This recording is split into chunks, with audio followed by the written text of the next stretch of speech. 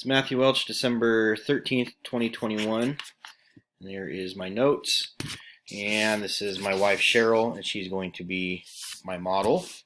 And today I'm going to be going over the surface anatomy for the anterior and posterior cervical triangles, the structures that lie underneath them, what body systems they're part of, and also some of the clinical practices that we can use these anatomical regions for.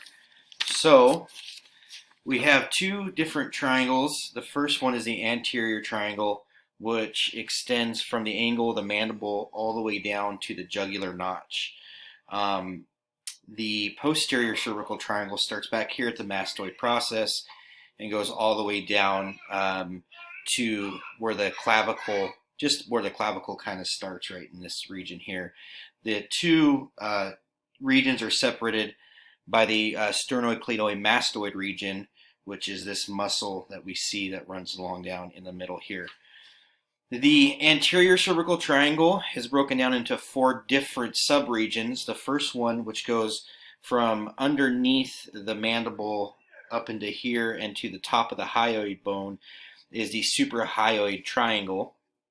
This is going to be the area where we have part of the lymphatic system, including some of the submandibular lymph nodes and some of the submandibular glands. So part of the clinical application would be during a normal physical or assessment, you would palpate and feel for these glands to see if there's any sort of inflammation. That would be a sign of some kind of infection and reaction from the lymphatic system. So just below the subhyoid triangle, from the hyoid bone down to the thyroid cartilage, we have the submandibular triangle, and that's going to be the actual location of the hyoid bone itself. From the hyoid bone down, we have the superior carotid triangle, which is going to be this area in here. We have a few different structures that lie in there, mainly our thyroid cartilage and thyroid membrane. So we'll use this structure a lot in airway procedures, things like tracheostomy placements or needle cricoathotomy, knowing these structures in here. And then the final region below that is the inferior carotid triangle, which lies below the thyroid cartilage and extends all the way down here to the jugular notch. There's not a whole lot of real important structures that lie in there. We do have some veins and some vessels.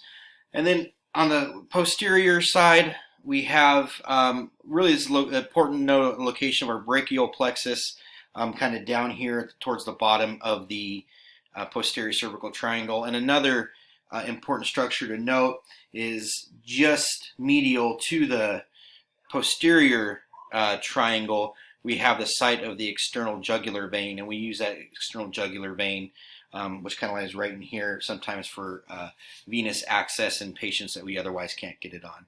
So that's my review of the surface anatomy for the anterior cervical triangle and the posterior cervical triangle. We covered the major subdivisions as well as some of the body systems and the structures that lie underneath and some clinical applications. Thank you very much. Have a good day.